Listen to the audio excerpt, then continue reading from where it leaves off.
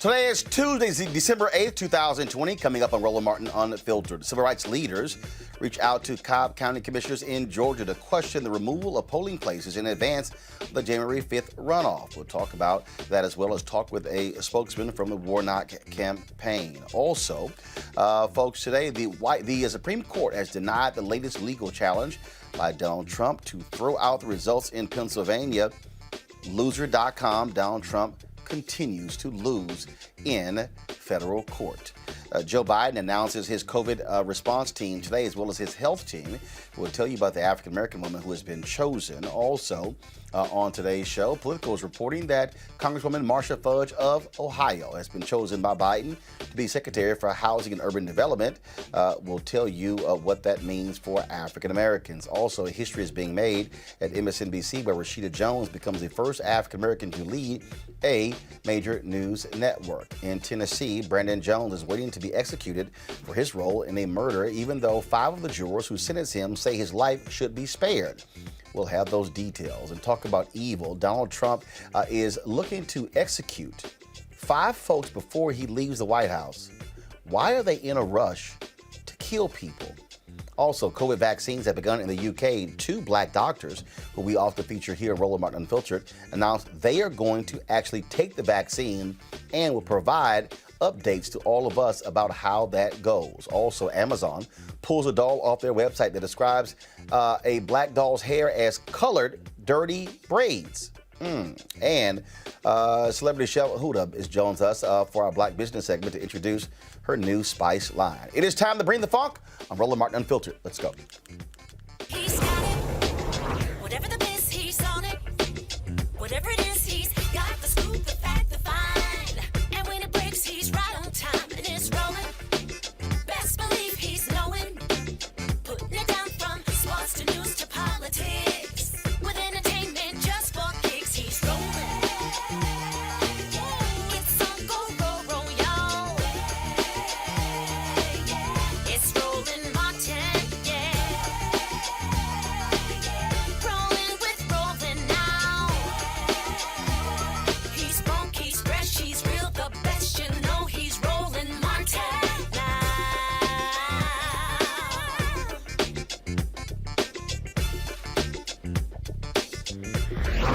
Martin! In Georgia, all eyes on the nation are on that particular state, and folks, already Republicans are playing shenanigans when it comes to voting. Cobb County has announced that they will eliminate over half of the county's early voting locations. Being that many of these locations are in Black and Latino communities, the move will disproportionately affect people of color. Several groups, including the NAACP and the Southern Poverty Law Center, Black Voters Matter, and the ACLU of Georgia, sent a letter to the Cobb County Board of Commissioners and Cobb County Board of Elections and Registration to express their concerns. The letter stressed the importance of early voting accessibility, stating that advanced voting opportunities are vital to ensuring voters can safely, securely, and freely participate in our democracy. The COVID-19 pandemic, which is ravaging the nation, has had extremely harsh effects in communities of color, especially African Americans. And so what they said is that, again, they say it is an untenable option for many voters. Now, activists are hoping Cobb County election officials are going to reverse their decision. Cobb made the decision, they said, because due to the drawn-out proceedings of the November 3rd election, because of also the holidays, they don't have the additional personnel needed to have those locations open. But there was a significant turnaround in Cobb County this year going for Joe Biden over Donald Trump. Cobb County also is the third most populous county. Listen to me clearly. The third most populous county in the state. And so voting rights advocates say this is an attempt to improve the chances of Kelly Loeffler as well as David Perdue in their battle against John Ossoff and Raphael Warnock. Ain't that grand? Folks, do we have our guest ready? Let me know, please, to talk about this here. This is a huge deal. I do want to bring in my panel as well. Michael Imhotep hosts the African History Network show, Candace Kelly, legal analyst, and Rena Shaw, the Lincoln Project Women's Coalition. We're going to talk in a second to the spokesman for the Warnock campaign about this very issue. I want to go to you first, Michael, and that is this here. Again, the reason we have problems is because of this goes back to Shelby v. Holder decision. The U.S. Supreme Court determined that it was unconstitutional, the whole issue of preclearance. All right, gutting that particular section. Republicans have refused to fix that. As a result, since that decision, Republican-led states have been rushing to put in voter suppression if Shelby v. Holder had not been ruled. If the Voting Rights Act was still intact, then they would have had to get permission from the Department of Justice to make one of these moves. This is one of those lasting impacts of that Supreme Court decision. Absolutely, Roland, and thanks for once again for having me on. So Shelby County versus Holder is extremely important 2013 U.S. Supreme Court case. And when I speak across the country prior to COVID, I would ask many African Americans about that court case, U.S. Supreme Court case, and they didn't know about it. You got to go back to 2012 presidential election. That preceded 2013, and there was a record number of the turnout percentage-wise of African Americans voting in that 2012 presidential election that President Obama was on the ballot was a record number. 66.6% of African Americans registered to vote voted. And based upon my research, that was the first time the percentage of African Americans voting was higher than the percentage of white people voting. Shelby County versus Holder was a backlash to that. And what happens is, Roland, is that because many of our people don't understand history, we don't understand these cycles of backlash that take place, okay? Whether we talk about the end of Reconstruction, whether we talk about the end of the Second Reconstruction, and Richard Nixon being elected in 1968, running on the platform of law and order, which was a backlash to the Black Power movement, the Civil Rights movement, all of that. So right after Shelby County versus Holder, you had all these new states that started coming out with new voter ID laws. And then this impacted the 2016 presidential campaign, where there were 868 fewer polling places. We're not, a lot of people, you connect the dots, but a lot of our people don't know that these dots exist to connect them. Because of Shelby County versus Holder, U.S. Supreme Court case 2013, and you had these Republican-led states that started shutting down these polling places because they didn't have to get clearance from a federal judge. Ari Berman, who wrote the article that you are going to talk about from Mother Jones, Ari Berman wrote a series of articles for The Nation during the 2016 presidential election dealing with this, and he has one that talks about how there were 868 fewer polling places. Today is somewhere around 1,600, 1,700 fewer polling places. So we have to understand how all these dots are connected. And lastly, if the African-American vote did not matter, we have to ask ourselves, why do people work so hard to suppress our vote? Why are they going to the U.S. Supreme Court? Why are they shutting down all these polling places, many of them in African-American and Hispanic, largely populated communities? So we have to understand this history and understand anytime you have periods of time of perceived advances by African-Americans, there's always a white backlash. Yeah. We got to understand that history to be able to defend and block against that backlash. Candace, again, Cobb County says we simply don't have the staff. Are you buying that? I am not buying that. And neither is Latasha Brown of Black Voters Matter. And I want to quote her by saying there's one thing that you can counter Republicans for, and that is being racist and voter suppression. And they have stepped up and they have risen to the occasion. And so in this situation, we see that the machine continues to work to make sure that the numbers of Black folks cannot get to the polls. I mean, if we look at the overarching, just everything that's going on, from what Donald Trump is doing on down, this is really kind of like an overthrowing of the government. If we look at what that means, we're looking at people who don't want certain people to be in place. And that's exactly what Donald Trump is doing. And all the way down, all the Republicans in Georgia are working under the same kind of premise that Donald Trump is working on. And that's what we are seeing here. But as Latasha Brown said, and as everybody has said who's been working on the ground in order to make sure that these places aren't closed, they are not having it. They are going to work. They are in the trenches. They are working right now. This is something that wasn't a surprise. So they already have their plan B in action. Rena, what's interesting is that DeKalb County, they're actually expanding polling locations for the runoff election. Cobb County also, Republicans, that is considered a Republican county. They had a 4-1 majority. That lead has shrunk. I think it's now down to 3-2. And so there's no doubt in my mind you're seeing the impact. And for them to shut down one of the early voting locations in a Black neighborhood, we know what that's all about. Look, I think we should talk about the facts here, because we can wax on all day about what this really means for communities of color, and particularly Black Georgians, and how this is really disenfranchisement at its sickest, most really, really bottom of the barrel type of actions from elected officials there. But we, again, talking about the facts, turnout is everything. That's what this is all about, this runoff election. And we look at history and we see that Black voters in Georgia haven't turned out in high rates. But this is the year that could be different because of the work of people like Stacey Abrams. She did the work in groups like Fair Fight, Black Voters Matter, New Georgia Project. Lots of African Americans were fired up after Stacey Abrams lost, and they've done the work. It shows in it showed in the general election. So this is going to make a dent again. This work is going to be impactful. It's going to be tough. This is an uphill battle, no doubt. But in the last 4 years, there's been a huge increase in Georgia registered voters in general. So when we look at the GOP, I see one thing happening here. And I think the GOP, frankly, at the Georgia level right now is very much sabotaging itself as well. Trump is doing the Georgia GOP no favors. However, you look at Perdue and Loeffler, and they're calling on the Georgia Secretary of State, Raffensperger, who wrote the op-ed saying that he went out and he supported Trump. He and his family, they voted for Trump. After doing what he did, he suffered the repercussions that Republicans like me suffered long ago. When you fall out of line, it seems like the mob is coming for you. He's had death threats and the most vile things said about his wife. But again, Perdue and Loeffler, are really talking about Raffensperger, and they're calling on him to resign. I think that's a little bit of a sabotage technique. And then they're talking about Trump's lawyers hijacking their campaigns, essentially. So they're telling Republicans not to vote for them. This is again, all goes back to the election was rigged. Right. There's a lot of confusion. So I think maybe that actually does help the case of Democrats in Georgia.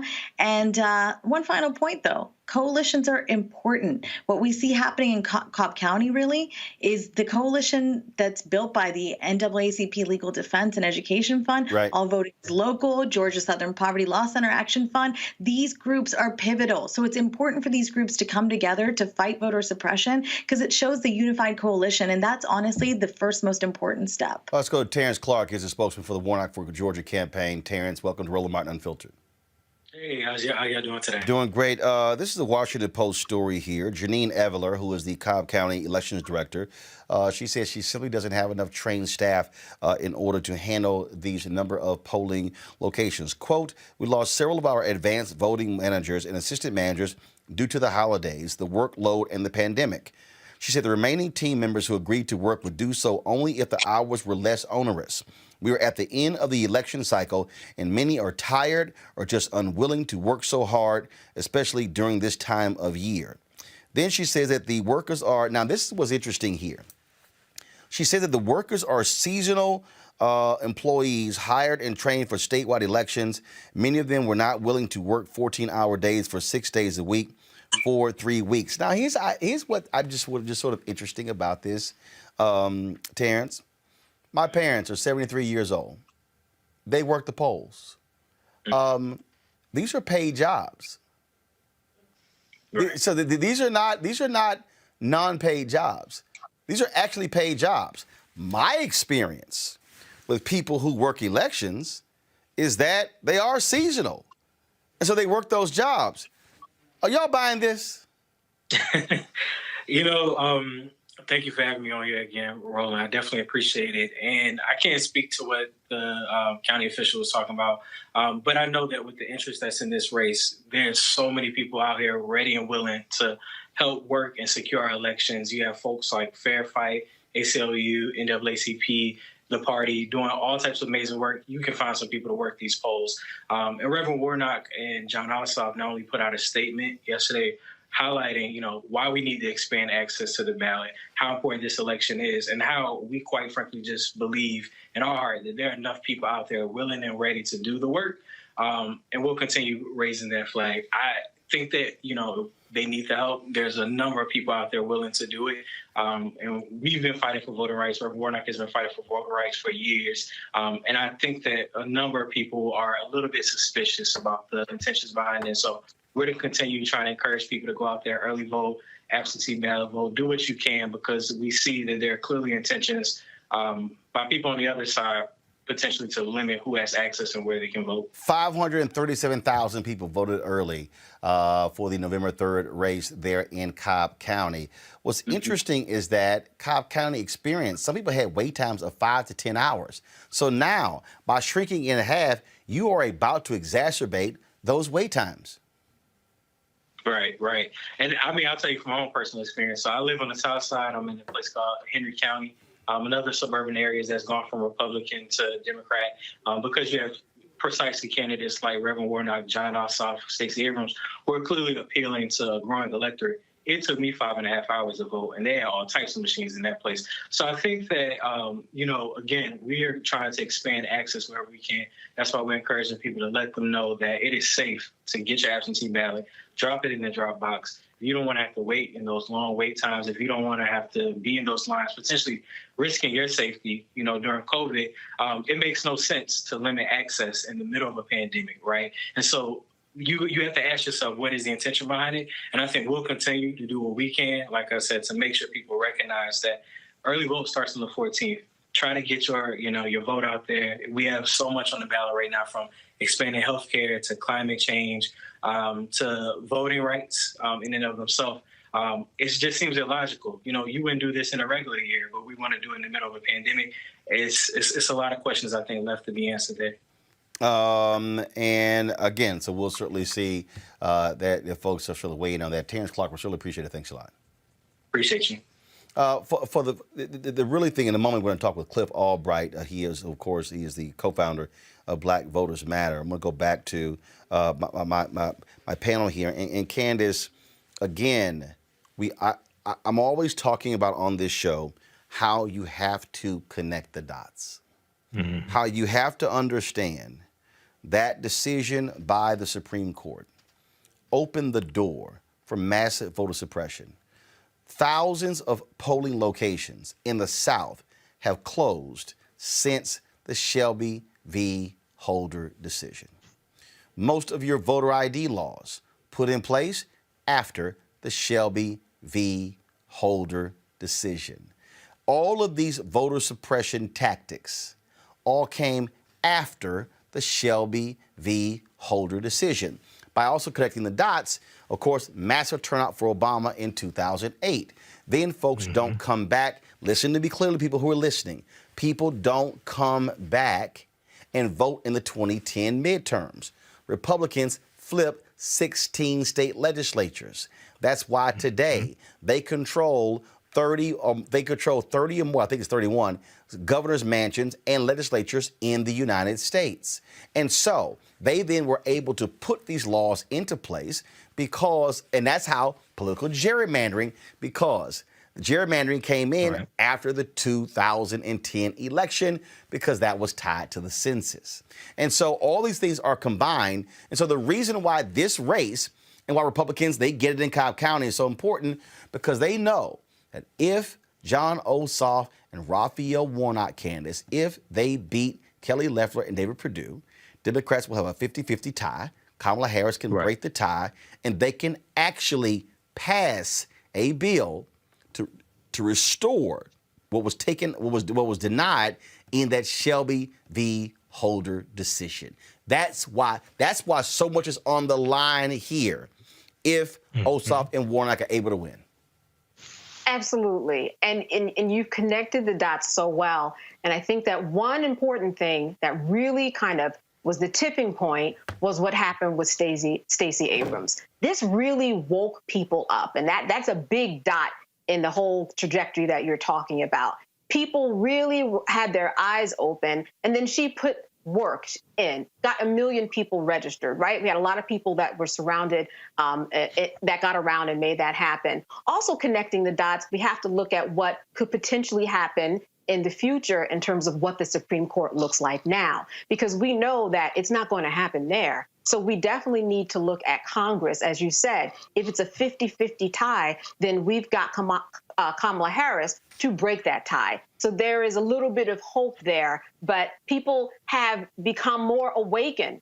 We were asleep. A lot of folks were asleep over the years. As you said, these midterm elections, people generally don't think about them. Now, 7 o'clock on CNN, we're sitting at home on a Sunday night watching people down in Georgia because it's just that important and all eyes are on Georgia. I think that people have gotten the message, not only for this election, but for more midterm elections to come and in the future. I think people have finally become awakened.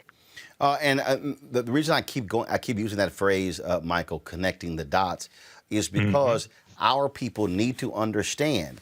Look at what happened in North Carolina when Democrats were able to gain control of the North Carolina Supreme Court.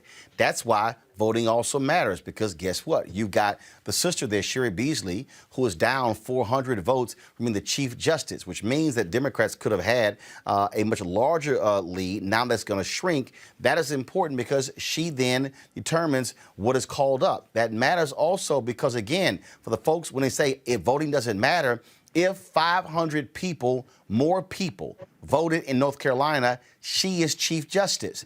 That's how they were able to strike down a voter ID there in North Carolina. That's how they were to strike down racial gerrymandering. And so we have to understand all of these things are interlocking, and how not voting can determine who does win. And then who wins then determines who controls the legislature. Who controls the legislature then determines what laws are passed. And then who wins on the county level determines who controls the elections board, which then controls polling sites. All of these things go together. Absolutely, Roland. Not only does it all go together, but my degree is in business administration. So when we talk about economic empowerment and building black businesses, in 2016, you had, people saying we don't need to vote. We just need to do economic empowerment and, build businesses, things like that. And I said, that's good. I'm all for that. I've done that. But you also need to elect a president whose economic policies are going to protect the economy that your black-owned business depends upon to survive. You also need to elect a House of Representatives and a U.S. Senate that are going to pass laws that protect the economy and are beneficial to your black-owned business, to your family, to your communities, et cetera. So this is all connected. Everything from criminal justice reform to relieving student loan debt to the Education Department, Environmental Protection Agency. So this is all connected. Then when we look at federal judges, because see, in 2016, one of the ways that the Republicans were able to get people to come out and vote against their own interests and vote for Trump was they said this is about the courts, the federal court and the Supreme Court. So Trump has gotten, I think it's 225 federal judges now confirmed. Okay, and it pushed through the Senate, and a lot of these nominations are coming from the Federalist Society and the Heritage Foundation, the Federalist Society and the Heritage Foundation. The year 2043 is what has a lot of these white people scared. Not all of them, but a lot of them. And they know that by 2043, they will no longer be the majority population in this country. So they want to control the federal courts for the next 25, 50, 35, 40 years. Okay, so this is why even after they didn't pass a coronavirus bill in the Senate, they're still ramming through these unqualified federal judges. This is one of the biggest white affirmative action programs I've ever seen. Go ahead, brother. These are unqualified people. Go ahead. And Rena, I'm going to bring in Cliff Albright just 1 second here. But again, when we talk about how it's all interrelated, this is why we often on this show constantly say you cannot ignore city elections, school board elections, county elections, state elections, federal elections, because what happens in this state election could impact what happens in this county election. What happens in this county election now impacts early voting locations. And so everything is not about the president or U.S. Senate or congressional races. Mm-hmm. Well, Roland, I think back to what's interrelated when you mention that word. By and large, we are a nation made up largely of people that do not want to be inconvenienced. And by virtue of being people who do not want to be inconvenienced, we have fractured ourselves as a society. And that has led to us caring less and less about what happens to our neighbors. So the neighbors that don't look like us, don't think like us, ideologically, ethnically, racially, we are so divided because we have figured out that to be less inconvenienced, we can just shut off caring. We don't have to show up to certain things. We don't have to care about certain things. So our value system is where all this really comes down to. What is in our value system? I think about myself, for example, often when I compare myself to, say, cousins of Indian ancestry and who are the daughter or sons of immigrants like my parents. And so I think about that, and I think that it actually started at home for me. My dad got me really civically involved, got me caring about what happened in our government, not just because of my family's origin story, story, but literally because it was something that he weaved into our nightly dinner conversations. And he made time on the weekends to take me to an NPR event, for example. I learned what National Public Radio was at a very young age. And so it became ingrained in my family's value system. And therefore, it became something that was just natural to me when I was 18.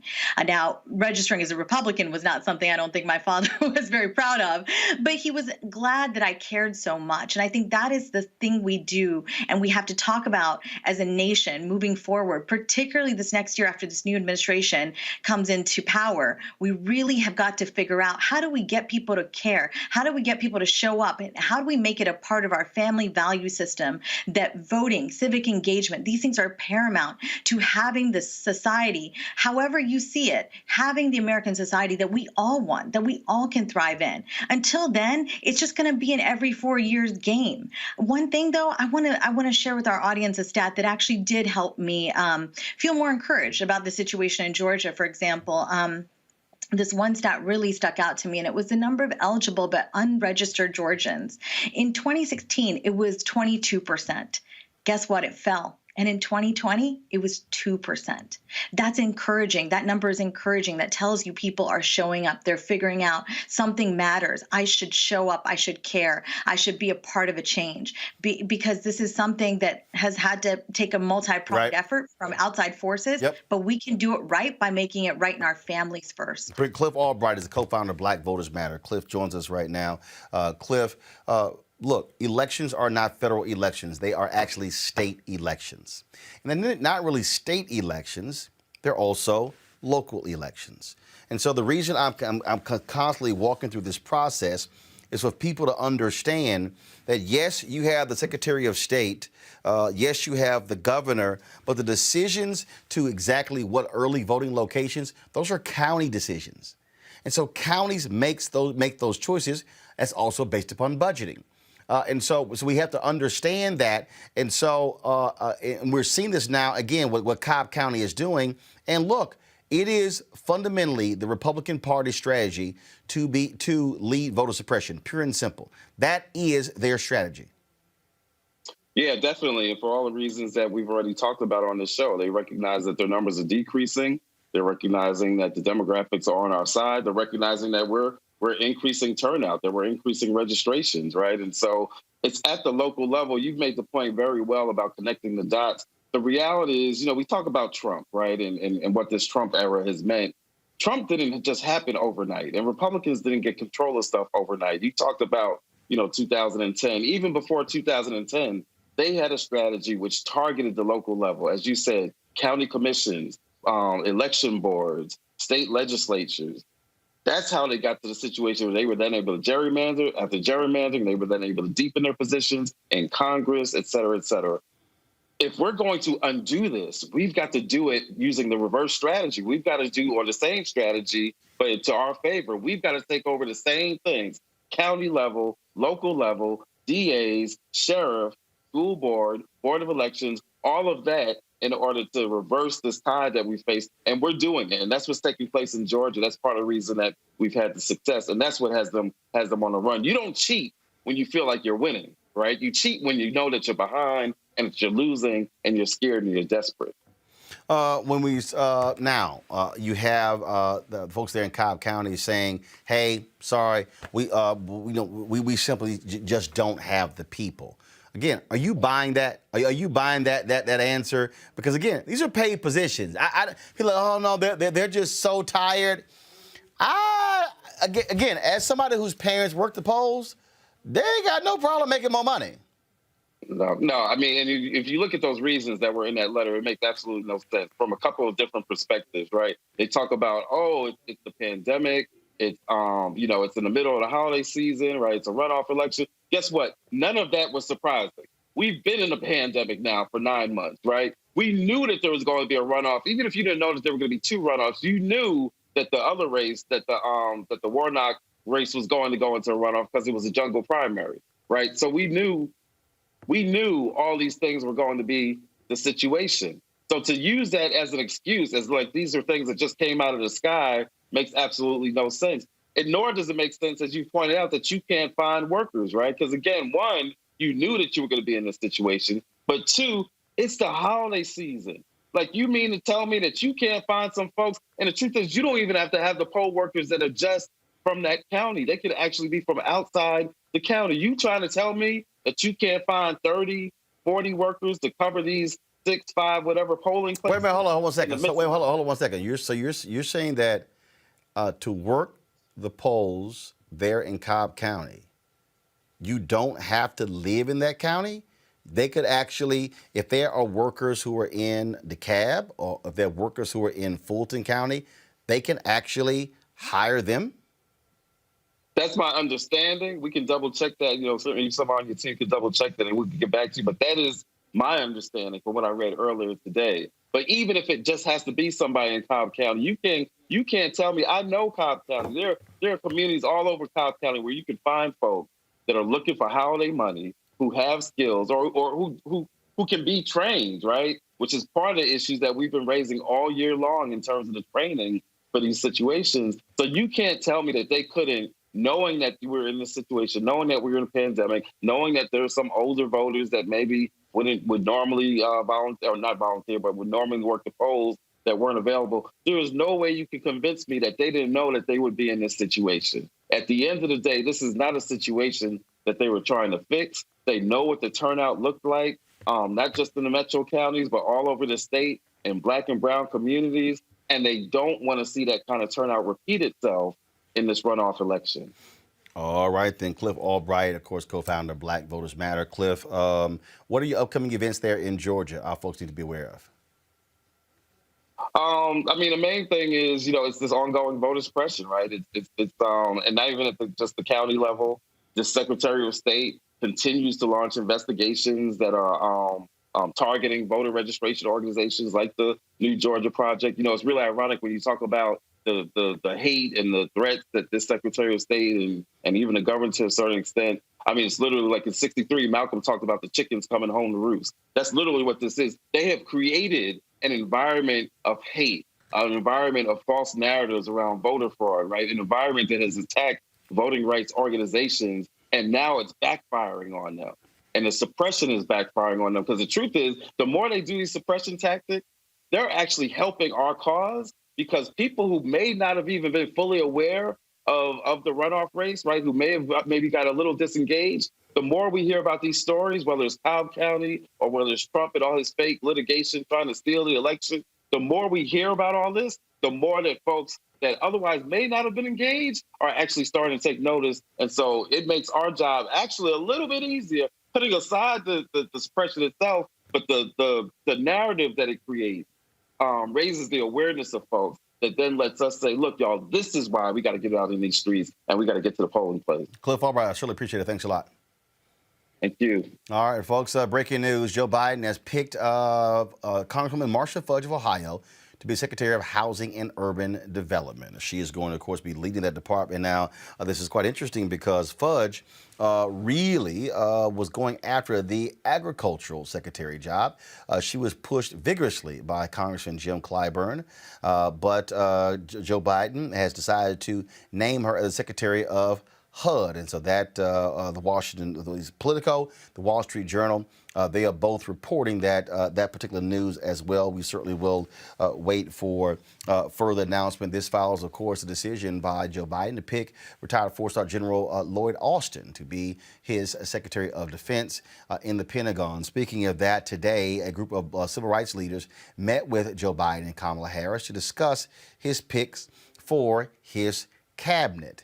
In that particular meeting there, they talked about a variety of things. In fact, the Biden campaign released a readout of that meeting. I'm going to pull it up in a second. The NAACP, National Urban League, NAACP Legal Defense Fund, Lawyers Committee for Civil Rights Under Law, National Coalition of Black Civic Participation, Melanie Campbell, they were all in that particular meeting.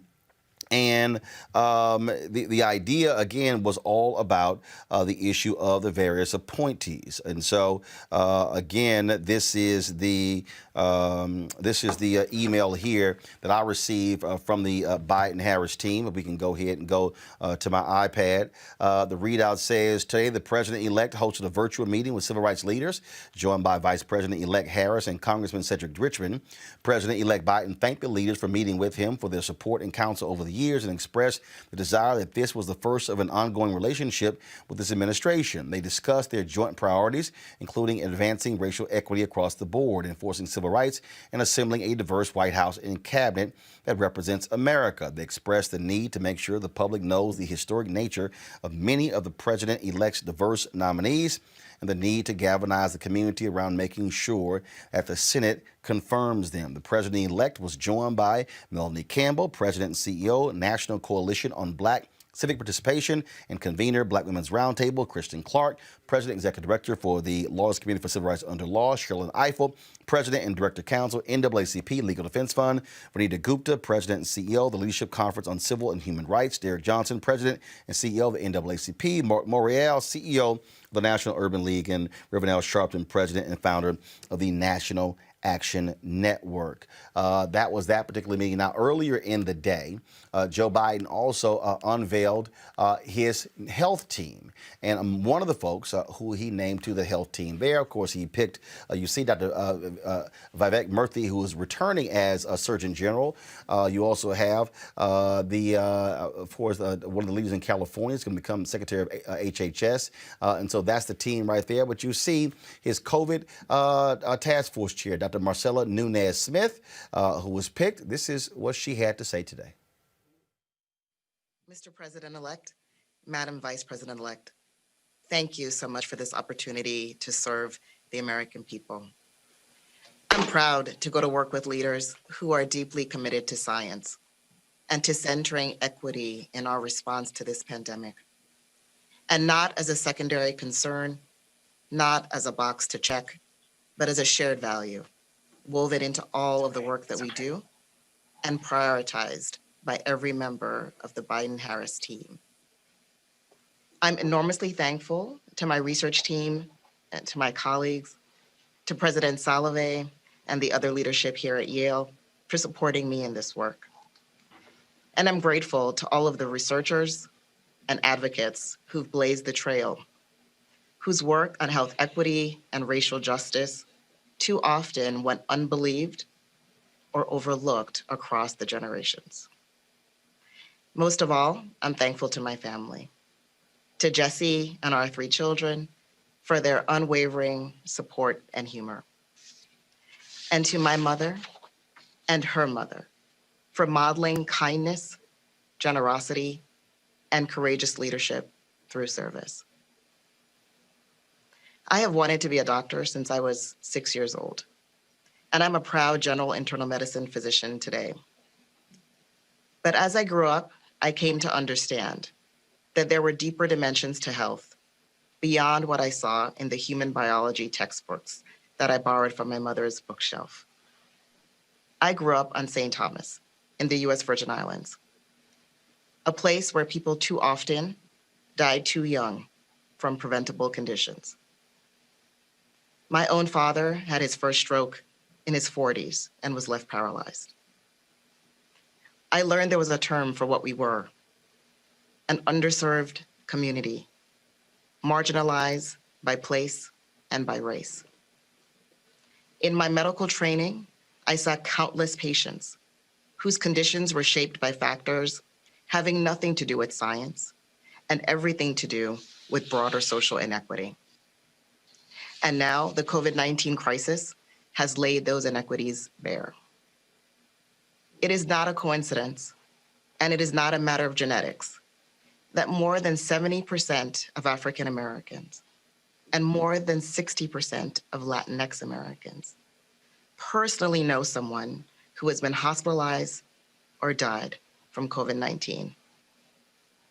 The same disparities ingrained in our economy, our housing system, our food system, our justice system, and so many other areas of our society have conspired in this moment to create a grief gap that we cannot ignore.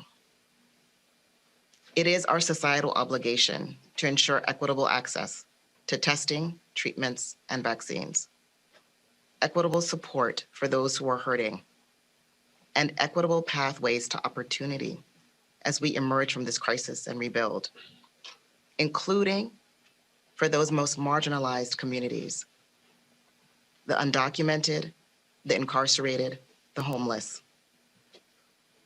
I'm grateful for this chance to continue this work, to earn trust and to find success through genuine partnerships with the people and communities who've been hit the hardest during and before the crisis. On this team, you will be heard, you will be counted, and you will be valued. Thank you. Smith is a professor at the Yale School of Medicine and the founding director of Yale's Equity Research and Innovation Center, and she will serve as the COVID-19 Equity Task Force chair. I want to go back to my panel. I want to talk about these various appointments and also the meeting with civil rights leaders there. One of the things, Candace, that if you look at the group there, I mean, those are the traditional civil rights groups. I have made the point that we should there should be more groups there as well. I think there should be an additional meeting, a meeting with Black Voters Matter, with Until Freedom, with other upstart organizations, and not just the traditional civil rights organizations, to present a much broader Black agenda. Your thoughts?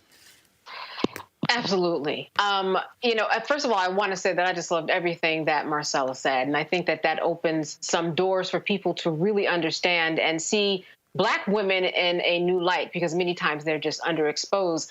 But certainly we need more meetings so that people can understand what we are talking about, what is important in the Black community. One way that you find that out is you bring them to the table. And you don't bring them to the table just once for some type of a media event. You make them part of things that are going on. They have to be integral so that as things change, as things grow, as subjects come about, there can be people there who can guide them on what's really going on at the bottom, and what they need to know. They certainly know what people are thinking about at the top, but it's the people at the bottom and the middle before you get to the top that really want their voices to be heard. So it's not just enough to stop at this one meeting or to have 2 or 3 meetings. And as we know, Biden, when he made his acceptance speech, or when he declared and said, okay, yes, when it became about that he was declared president, he said, hey, African Americans have always shown up. And that is the truth. And now he has to show up, make some types of rules and make some type of agenda to make sure that we're at the table, because we showed up for him and now people are waiting for him to show up for us. Also, just before we continue the conversation, a bit of breaking news is here. The U.S. House just passed the Defense Authorization Bill. Donald Trump has threatened to veto that particular bill because it renames Confederate bases, as well as he wants to go after tech companies. It passed with a wide margin, meaning that if he does indeed veto it, they could actually override his vote. We'll see what happens with the Senate, and then if he does indeed go through with this threat to veto that bill. So just letting you know that. Michael, I'll go to you again. Look, I get the civil rights groups wanting to meet with him about appointments. That is critical. There are other positions. There are other positions that come up that as he begins to feel it out. I've seen that the 2 people leading contenders for Attorney General are federal judge Merrick Garland and then former Alabama Senator Doug Jones. I argue, frankly, that if it's down to Merrick Garland and Doug Jones, he should pick Doug Jones. Why? Don't take Merrick Garland off the federal bench, the D.C. Circuit, knowing full well when you don't know if you're going to have a 50-50 tie in the United States Senate. Don't let Mitch McConnell control the process as to who actually gets picked to fill that particular seat. That's just my view there. Your thought? Go ahead. Well, no, I agree with that. And when I heard Doug Jones was in the running, I remembered when you had him on the show a few weeks ago, and we talked to him, and it was right before the election, and he ended up losing the election, but he could end up becoming Attorney General. So the meeting that the civil rights leaders had today, I think, was crucial, and I think some of our people don't understand the long game that they're playing. What they're saying is, we're not going to wait until all the decisions have been made and then complain about the decisions. We're going to use the leverage we have now while they're while the planning process is taking place to push our agenda. Okay, which is absolutely correct.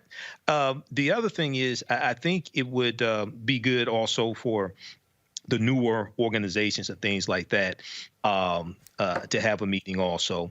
So I think the way that people are approaching this and the way a lot of the civil rights organizations are approaching this, I think is different. And you may correct me if I'm wrong on this, Roland. I think is different than how they did it with President Obama, but I think they learned a lot from President Obama, because I remember you and I talked about this before. It wasn't until August 2013 that they presented President Obama with an agenda, a black agenda, quote unquote black agenda. It's about a 33-page black agenda. I have a copy of it. Okay, that was in the second term.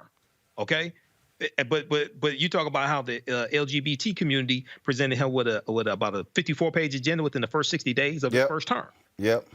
So I think many of us are learning from past mistakes and things like that, whether it was intentional or just something new.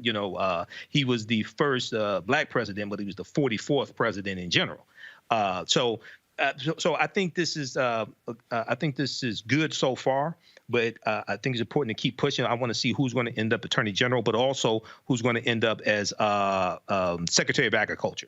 Secretary of Agriculture is extremely important. The second largest budget in the federal government. Again, always follow the money. That's what you always have to do there. One of the things that I hope after he makes his DOJ pick, I really hope, Rena, that when it comes to running the Civil Rights Division, that Kristen Clark, someone like her, the Lawyers Committee has chosen to run that.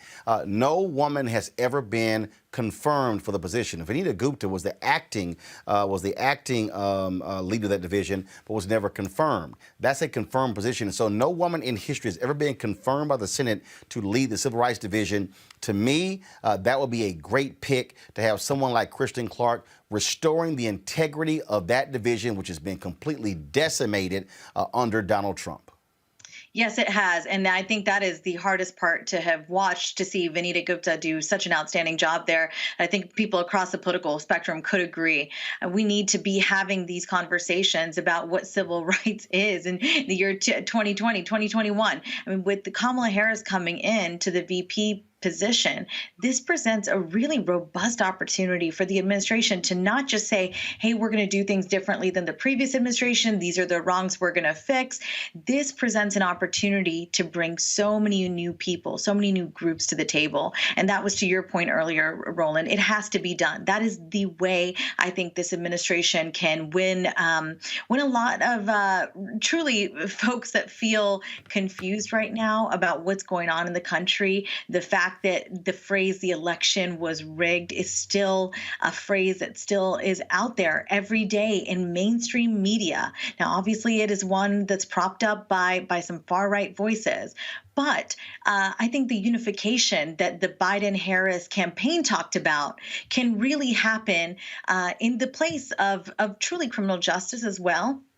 And Kristen, having been on this show numerous times, talking about a variety of issues in which she and her colleagues have done the work to stand up for Black communities that have truly borne the brunt of our federal government's inadequacy, its incompetence in creating a judiciary that serves all Americans. It's much like medicine. And on this show, I've talked about often how I'm married to a physician. I'm the daughter of a physician. I'm the sister of a physician. So I've learned certain things. And one thing that stuck out to me at a very young age as a brown girl growing up in Appalachia is when my mother, a lawyer, who actually explained to me why I was taking a different dose of Tylenol, because my body metabolizes it differently than a white person's body. When you look at clinical trials, who are largely the participants? Who are these drugs usually formulated for? White people. So communities of color, we've been left out for a long time, whether you look at healthcare or legal. A number of sectors are going to be, I frankly feel, unified by this administration.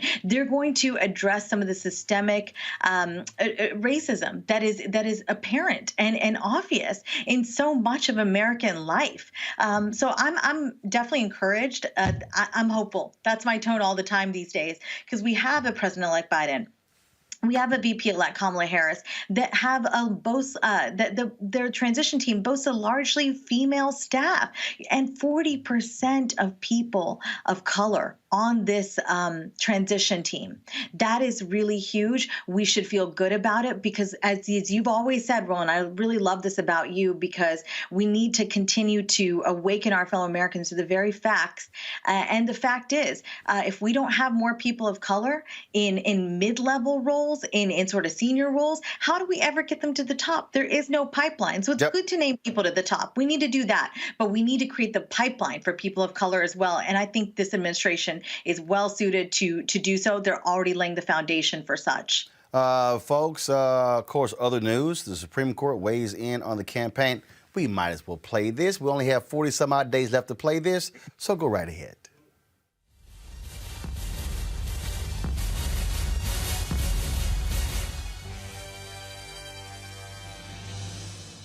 Trump has been constantly lying about the election. Did y'all hear the fool the other day in the Oval Office when he gave out another Presidential Medal of Freedom to a sports dude, where he says he won? Dude, no, you didn't. You lost. You lost. You lost. And he's lost so much in the courts, Candace. It's embarrassing. He was begging, oh my God, Supreme Court, please, please, intervene, please. It's got to be real painful when they issued a one-sentence rejection of the Pennsylvania lawsuit. Go to my iPad. The application for injunctive relief presented to Justice Alito and by him referred to the court is denied. That's it. It's one line. I mean, they have lost in state after state after state. It is embarrassing to watch these fools. And again, he's been begging. He's been calling Republican leaders in Pennsylvania, please, please, begging them to overturn the election. For somebody who talks about stealing the election, they literally are trying to steal it. They are begging people to overturn the will of the voter. You got this dumbass Ted Cruz who's saying that, oh, no, I'll argue the case. I'll argue the case before the Supreme Court.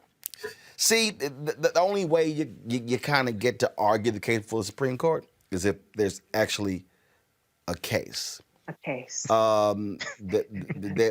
There is no case. And you know what? I just for the sake of it, just for the hell of it myself, Candace.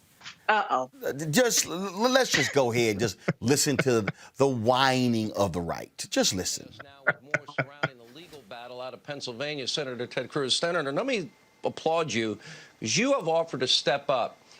I have said from the beginning, if you're looking at the constitutionality of what the state legislature in Pennsylvania did, it directly contradicts the language in Pennsylvania state constitution. Now, that to me is a slam dunk case the Supreme Court should take. You're now willing to argue that, which, by the way, let the record note, you have won cases in the Supreme Court. Well, that's right, Sean, and it's good to be with you this evening. We're seeing across the country lawsuits that are challenging voter fraud, that are challenging irregularities in the election. And in Pennsylvania, this appeal to the Supreme Court raises very serious issues. It raises pure issues of law. And I believe the Supreme Court should choose to take the case. I think they should hear the appeal. And as you noted, the legal team reached out and asked if I would be willing to present the oral argument if the court took the case. And I told them I'd be happy to, because particularly at a time when this country is so divided. Candace. Yeah. They got crushed. They got crushed in one sentence. And when you look at all of the facts, what we're looking at basically is a frivolous lawsuit. I mean, if you are going to go to court, you have to have something that you are arguing with facts that make sense, that could be decided one way or the other. Here's the thing. The decision has already been made. When the Constitution says we the people, guess what? We the people. And we have voted, and we have already spoken. So we have about 250 lawsuits across the country, and they keep being defeated. None of them have won. He's trying to create this narrative because he just doesn't know what to do. Frankly, we know that he's probably very scared because once he is out of office, he's going to be facing more lawsuits of his own that do have standing and that are not frivolous. At the end of the day, he probably owes the court some money because he's wasting people's time supporting this type of evidence or non-evidence to go through the court system, and it doesn't make any sense. They're just frivolous. There's nothing behind it, nothing evidentiary to support. I am loving the complete, just how the right is unhinged on this, Rena.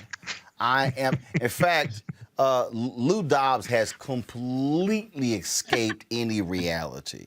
Oh, yeah. Okay, this is this fool last night, y'all, with Stephen Miller on his show.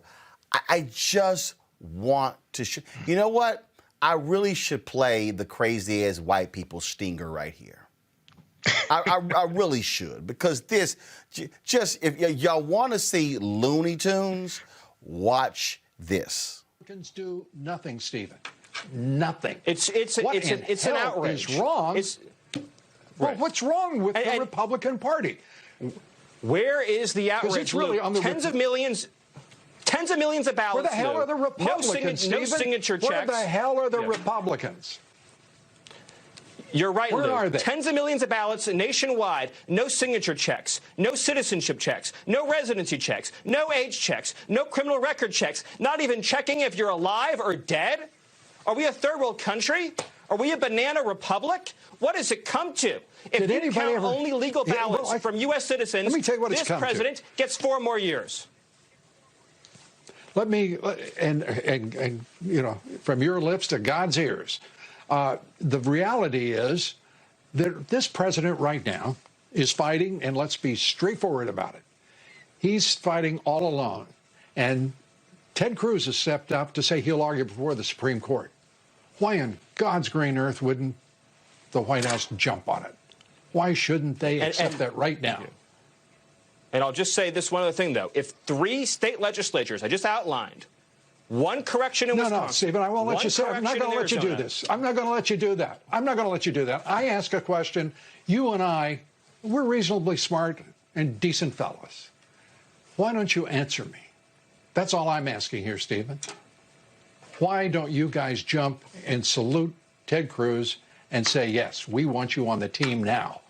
My God, this is not a time for internecine nonsense on the part of the Republican Party, which is watching its blood drain into the streets because they're gutless. I just got to play one more, y'all. He literally, so Mark Elias is one of the attorneys who's been whooping their ass in court. I mean, first of all, numerous people have been kicking their asses in court, okay? Lawyers Committee for Civil Rights Under Law, many others. Listen to Lou float this one, y'all. I just got to show y'all crazy. I just got to show y'all. Watch this. Elias, why don't you guys put together $500 million and go hire him and get him out of your way? Mark Elias, why don't you guys put together? Wait a minute. He literally said, why don't y'all go raise $500 million to go pay off Mark Elias to stop kicking your ass in court? That's basically what he said. He said, Mark Elias is whooping y'all ass, and I'm laughing because this is Mark Elias's Twitter feed. He's showing you all of the times. Go to my iPad. Look at this. He goes, victory, victory, victory, victory. He's showing all of the, he goes, what was filed. And he goes, victory, victory, victory. Oops, another victory. And he's just going on. And then this is what he tweeted to what he said. He said, I've decided to turn down the money and keep my soul, but find out what Lou Dobbs thinks is worth $500 million and sign up for my free email newsletter. Rita, go ahead. Oh, man. I mean, I think that's a lesson in grade A classy trolling. I mean, Mark Elias really taught us how to do it right. This is man, Roland, how much time we got tonight? Because there's a lot to peel off here for someone like me who made her entire career on the right and now has to deal with seeing these same people be triggered, lose their darn minds about what's happening to their frivolous lawsuits. And Ted Cruz, for a minute, can we just back up and remember this is the guy who Trump insulted by saying something about his wife, not just and his daddy. And his dad. That's right. And his dad. Calling his dad what? The guy who assassinated Who killed Lee Harvey Oswald. This is a new territory. I want nothing to do with this. I don't align with the party in its current form. I did not sign up for any of this because, I mean, it is just obvious. If you listen to Miller for a second there, you hear him talking out of both sides of his mouth. He's talking about just a banana republic. Buddy, what's your guy been doing for 4.5 years now? He's been the one laying the groundwork for a banana republic in which he can come back again and again. So we get it. These Trump minions are they've lost their minds. They really have. They are unable to. I mean, they're divorced from reality. They're unable to accept facts. And this is. Let me just shed some insight here to the audience. I mean, anybody with a brain can really see this for what this is. But I'd like to just put emphasis on the point that as somebody coming up in the Republican Party over these past 15 years in particular, what I saw was the Democrats are the devil narrative that really has won out now. This is what's happening here is that Republicans have such a problem with Democrats. They've painted Democrats out to be anti-American. Got it. That Democrats will kill your children. Democrats essentially are talking about depopulation stuff. I mean, this is the stuff that is winning with the base and making the party more and more right-wing loony. Rena, hold tight 1 second. I got to bring in Melanie Campbell right now. She, of course, Black Women's Roundtable. She was one of the participants in that call today with Joe Biden and Kamala Harris. Melody, how did that meeting go? And what came out of the meeting? We earlier read the readout from the White House. Thank you, Roland. I apologize. I can't stay on as long as it's all good. Go ahead. Can you hear me okay? Yeah, we got you. We got you. Go ahead. Okay. Sorry, I'm having some audio technical things on my end. So. We got you. Go ahead. Okay. Well, I thought it was very good. A very good meeting. It was close. Of course, President-elect Biden and Vice President-elect Harris. And so I think one of the key things was that there was definitely a strong consistent commitment on dealing with issues of racial justice. When it comes to what I focused in on was the conversation around Black women, the role of Black women. Definitely thank them for selecting Harris and also Harris. All right, having some issues with Melanie's Skype right there. Let's see if we can get Melanie back with that. So I know she has another interview to do. So let me know if we have Melanie back there real quick, Michael. I want to go to you when you see these Republicans losing in the courts, but you also have the Republican Party who's absolutely nuts because today. A very basic function where Congress votes on a resolution telling American people they're planning for an inauguration. The Republicans wouldn't even vote for that. Right. So the message to Joe Biden should be, dude, stop saying they're going to work with you. Okay? Joe Biden had better understand something right now. They are not going to work with him. The Republican Party today, they are the party of Trump. Trump is going to announce on Inauguration Day that he's running in 2024. He wants to freeze everybody out. The only way you are going to get rid of Trump, you have to perform an exorcist in the Republican Party. And what he is doing, all these lawsuits and the money he is raising, he has these idiots like Sean Hannity, idiots like Lou Dobbs, idiots like Mark Levin, all of these idiots out here in conservative radio, on television, the idiots at OAN, the idiots over at Newsmax as well. These people, oh my God, it was all stolen, and they are so dumb. They have given this man $200 million to fight legal challenges. When you getting your ass whooped, when you're 1 for 51, you got to be stupid to keep giving somebody that money. But they're not going to work with Joe Biden. The fact that they are unwilling to say, Donald Trump, shut the hell up. Because here's why.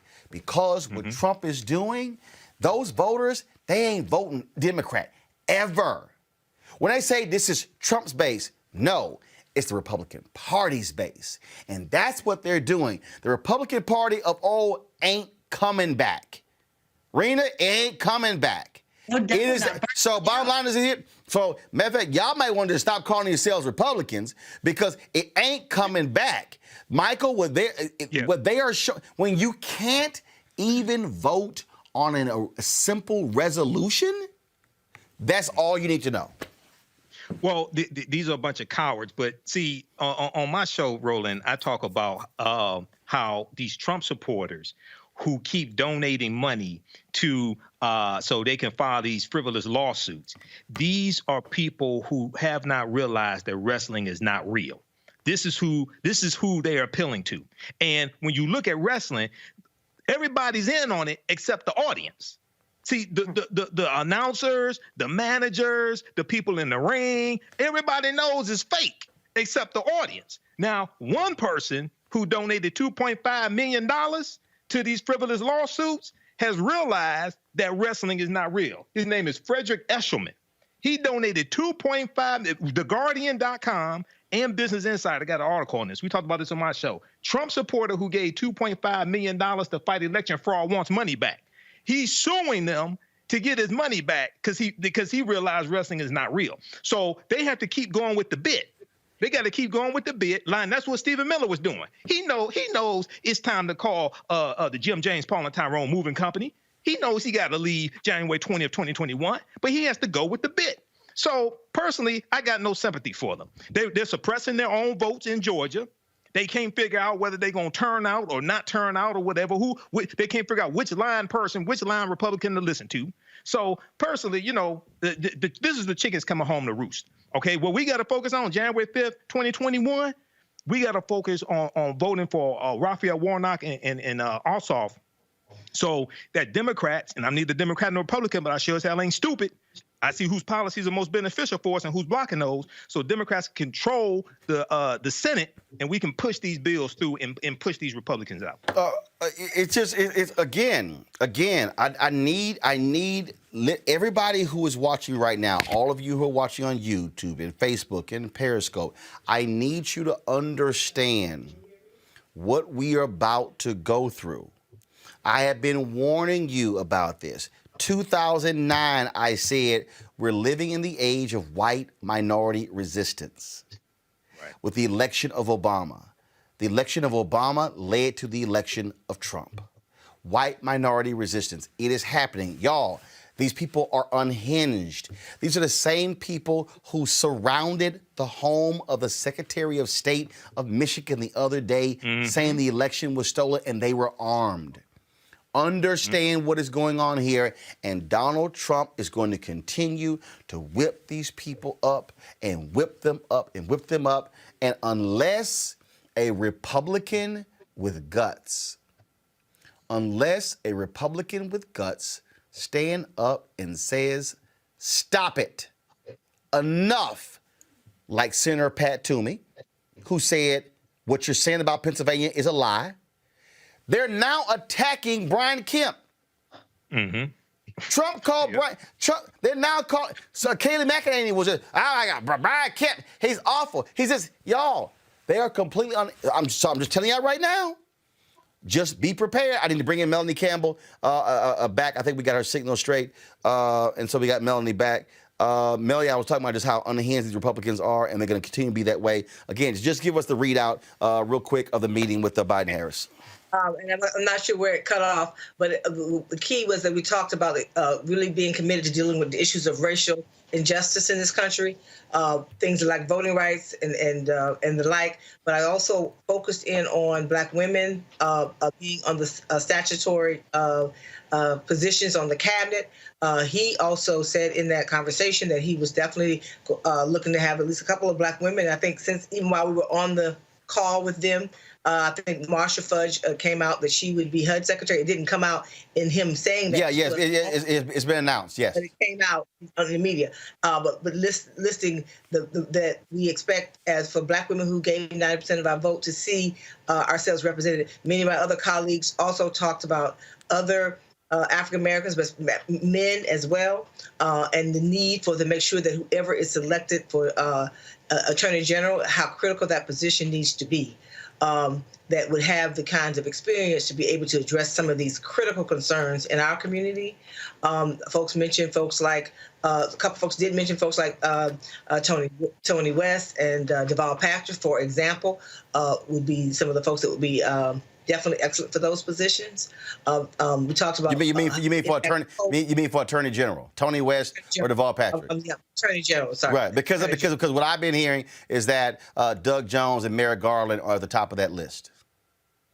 I did not know that specifically, but what we talked about was the need for African Americans, and that we expect from African Americans to be represented well in those statutory cabinet positions. That was our focus. All right, then. Well, we certainly appreciate it, Melanie, for giving us that update, and then we'll see what happens. Thank you. All right, thanks so much. I appreciate it. Folks, I wanted to talk about this here. This is something that is crazy. And so to understand how evil and despicable these people are, 40-year-old Brandon Bernard, he is slated to become the 9th person executed since the Trump administration recommended capital punishment in July. Last week, a federal judge denied Bernard's lawyers' motion to stay the execution, despite the fact that several of the original jurors who initially sentenced Bernard to death row now oppose his forthcoming execution. He was just 18 years old in 1999 when he was arrested for his involvement in the slaying of a couple in Central Texas. The incident began as a foiled carjacking, but ended with the husband and wife being shot in the head. Bernard was an accomplice in the act and allegedly believed the couple was already dead when he was then told by the gunman to set the car on fire.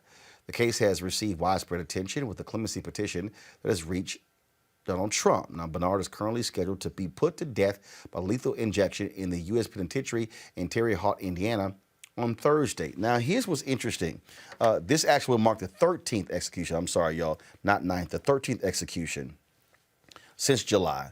There was a 17-year hiatus when it came to the death penalty on the federal level. But this is a line, Rena, out of this AP story. It says this will cement Trump's legacy as the most prolific execution president in over 130 years. He'll leave office having executed about a quarter of all federal death row prisoners, despite waning support for capital punishment among both Democrats and Republicans. Rena, what's crazy here is, what are you in a rush for? They are literally rushing to put 5 people to death between now and Inauguration Day. Mm-hmm. It's a sick move. You know, it's one that I think really solidifies in the minds of a lot of us who are not mental health professionals or anything. But this president is a sociopath. He is sick in the head. And this really, I think, counts to him as doing something. So he can say he did something. I want to tell the audience I've been affiliated loosely and a supporter of conservatives concerned about the death penalty for a number of years now.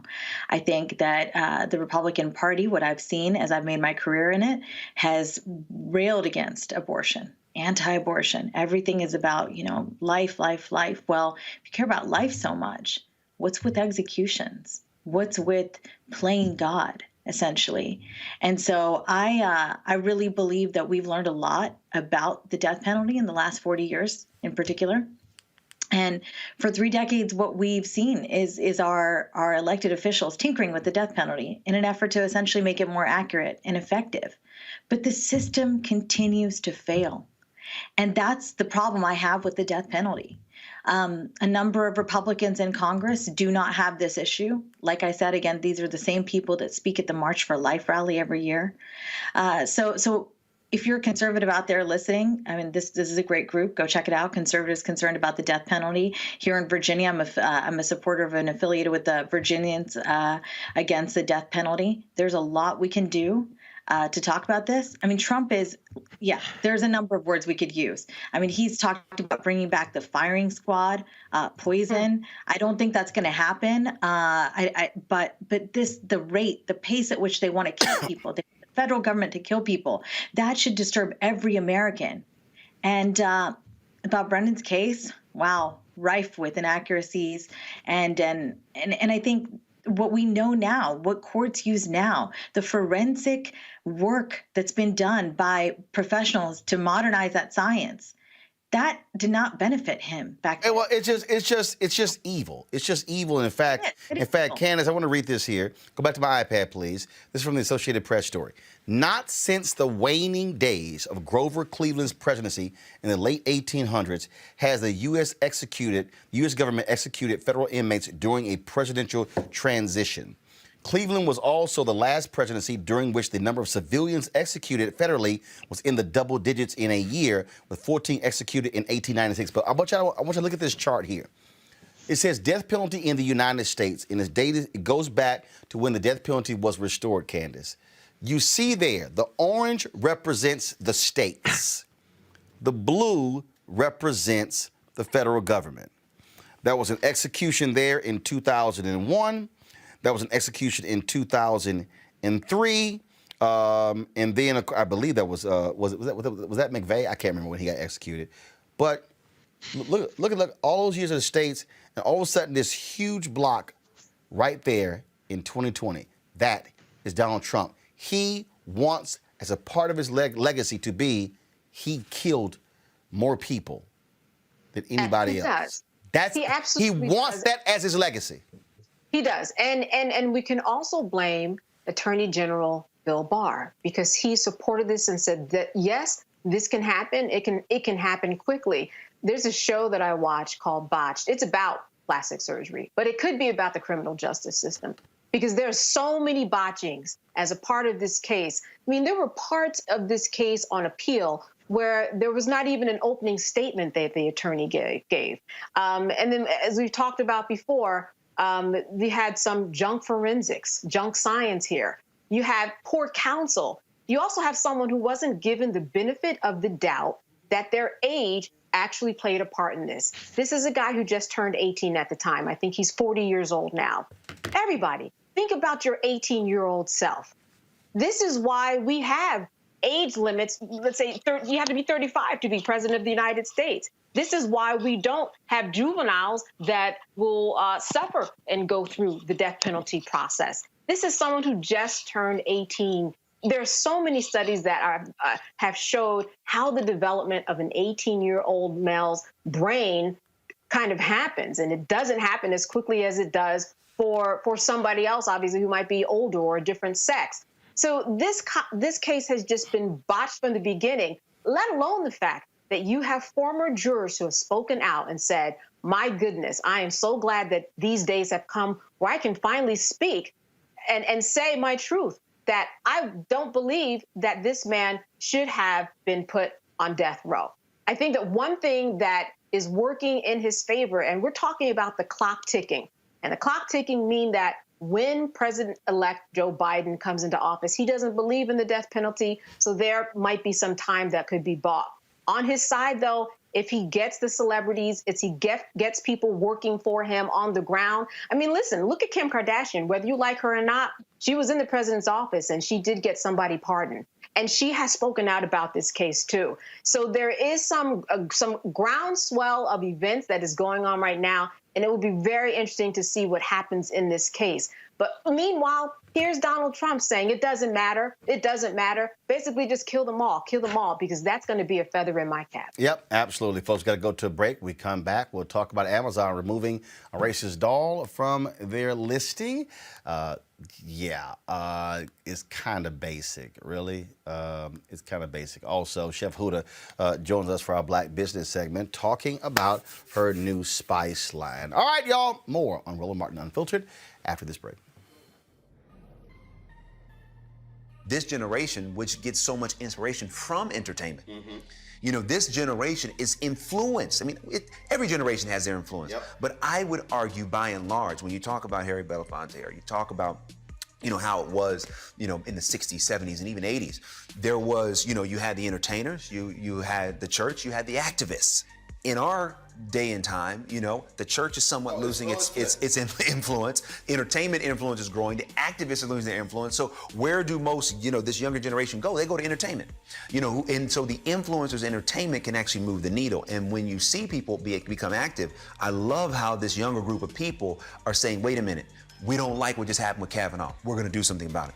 We don't like the fact that there's no gun control. We're going to do something about it. And I do think that as tragic as these events are, they are becoming more galvanizing to get this younger group of voters, which is so influential, to get out and do what we know they can do, which is to help move the needle in a massive way.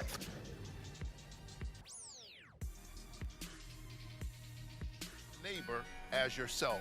It's a value we all try to live by, but in Washington, it's been forgotten. It's clear our politics are broken, overcome by a selfishness that rewards money and power, leaving far too many of us out of the conversation. I'm Raphael Warnock, and I see you. I see too many communities left behind, too many hardworking people ignored. I'm running for Senate to be your voice. That's why I approve this message. We're at Mom's Kitchen in Preston, Georgia. It's a family business. I enjoy making people happy, giving them a good meal. But since COVID, we had to close our main dining room. We lost all of that business, and we used to do a lot of caterings. We can't do any of that anymore. David Perdue knew what was about to happen. He was getting classified briefings about the pandemic. But instead of him being concerned about us, he off selling stock. We had no idea we'd have to close our businesses off. We'd lose caterings, and so many people died. And then when we needed help the most, he fought against the stimulus checks and to cut unemployment insurance. Purdue needs to come out and Ossoff in. Early voting starts December 14th. You gotta make a plan to vote. I'm John Ossoff, and I approve this message. Who stood behind this pulpit was opposed by the powerful and wealthy. He was called a communist, that he hated the police and his movement would destroy America. They attacked his personal life and distorted his policies. Sound familiar? It should. The hateful voices of old Georgia are back. They attacked Reverend King. Now they're attacking Reverend Warnock. It's disgusting. It's wrong. But with Mitch McConnell and Kelly Loeffler, it's no surprise. The Lincoln Project is responsible for the content of this advertising.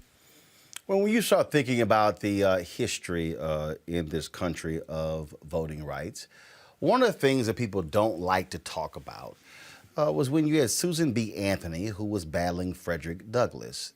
When you talk about the women's suffrage movement, there was some races in the women's suffrage movement. Yeah, that was real. And these races did not like the fact that black men got the right to vote through one of those Reconstruction amendments. I thought about that when I saw this story, where this was in Politico, and go to my iPad, please. Biden's Pentagon pick frustrates women who sought a different history maker. The story talks about all these women who felt that Michelle Flournoy should have been named as the Secretary of Defense. She served in a key role in the Pentagon under President Barack Obama. They keep saying this was the second time because they said she was passed over had Hillary won. Well, she wasn't passed over. Hillary Clinton didn't win. So she wasn't passed over. But the thing here is, and you got folks in here who are quoted as saying that, yeah, you know, look, we know General Lloyd Austin was picked, but you know, and yes, he's the first African American. That's his story. But they really wanted a woman to be picked for this job. And so this is one of those things that, okay, fine, Michael, let's just break this thing down. If we want to talk about it. Politics are about the spoils go to those who win. 55% of white women voted for Donald Trump. 90+% of black women voted for Joe Biden. 80% of black men voted for Joe Biden. More black women and black men voted at a higher rate for Joe Biden and Kamala Harris than white people, than Latino people, than Asian American people in this country. Numbers don't lie. Right. So, this whole deal of so I just thought it was interesting reading this story. And the story says, but Florida backers, while stressing they have no personal beef with Austin, nonetheless said the former Undersecretary of Defense was the better choice, not merely because of her gender, but because she was the most qualified candidate. Lord Austin's a 4-star retired general. Granted, he has to get a waiver from the House. Yes. You got to get a waiver because, again, the Pentagon is supposed to be covered by civilian, and he has not been retired for 7 years, which is part of the law there. But, again, it's interesting, again, this dynamic. In the article, here's the other deal. The article says Biden's pick frustrates women. White women? Which women are you referring to? I'm just saying, white women? Because go ahead. Well, so once again, when you deal with the Democratic Party, you're dealing with a big tent, number one. But you're right. African Americans overwhelmingly supported Joe Biden. Lloyd Austin is more than qualified. Now, that doesn't mean Flournoy is not qualified, but it's you have, I think, some how should we say, some white female grievance, I think, also that you have in this as well. And you're right, it does remind you of Susan B. Anthony and Frederick Douglass, because the white suffragists, the white feminists who were fighting for the right to vote for women, they took offense to the fact that African-American men in 1870, because of the 15th Amendment, got the right to vote before they did. And they were saying, wait a second, these are former slaves. Many of them are former slaves. How did they get the right to vote before we do? Okay? And this caused some tension, because, you're going to have some of them that were abolitionists. But they're like, hold on, wait a second. We want you to be free, but how you going to vote before we do? Okay, so yeah, this kind of reminds you of something like that also, with this conflict here. But hey, it's we'll see what happens. Candace, again, when I see headlines like that, women, my first instinct, did y'all ask any black women? Right. I think that you're right. Did you ask any black women? I think the answer is no, and that's how they came up with the headline. But it also reminds me of the fact that when we're in the workplace, and I mean black women and white women, we do understand the hierarchy of how it goes when it comes to moving up the job ladder and when it comes to getting what you want at work. It goes, and correct me if I'm wrong, and this is how I see it and the people in my circle see it, you've got white men, and then you've got black men, if they happen to be there. There might be the O and O, the one and only, but if they're there, they're going to get more respect. And then next, you have the white woman, and then you have the black woman. So I think that just is an example of what you're saying, in that there is a hierarchy, and white women are mad about it, and they're still mad about it. And we see this coming out in headlines like this. It makes sense. I see it in the workspace, and I think that this is what we're seeing. Rena. Well, that waiver you talked about, Roland, Matt has had to have that same waiver as well. Right. But I woke up this morning and I saw a tweet from Congresswoman Elisa Slotkin talking about being critical of the Trump of General Lloyd Austin. And I should read it. She said, I have deep respect for General Lloyd Austin. We worked together when he commanded U.S. forces in Iraq, when he was vice chief of the Army, and when he was the CENTCOM commander. But choosing another recently retired general to serve in a role designed for a civilian just feels off. And my first instinct really was, is this what you're going to come with after everything we've been through as a country these past 4 years? Not just unconventional picks across the board. Well, Madison and McMaster certainly were the types of picks that Republicans by and large applauded for the Trump administration. But what I didn't love about the Congresswoman's tweet is that I just felt in my gut that would this tweet have come if it was anybody else? And we know that Jay Johnson has also been somebody who was sort of in contention as well. Michelle Flournoy, yes, she's beloved. But I think the Congresswoman, Elisa Slotkin's tweet indicated exactly what we know is at play here, is that if it's a Black person ahead of a white woman, what are we talking about here? It's a discomfort. And so I don't really have so much of a problem with General Austin. I mean, I don't know that much about his background, except for that what I have read of it and what I know of it. And the Congresswoman had a thread for anybody that's interested. She goes on and on about, his experience, but he hasn't been in private life long enough, and we really need a civilian over there.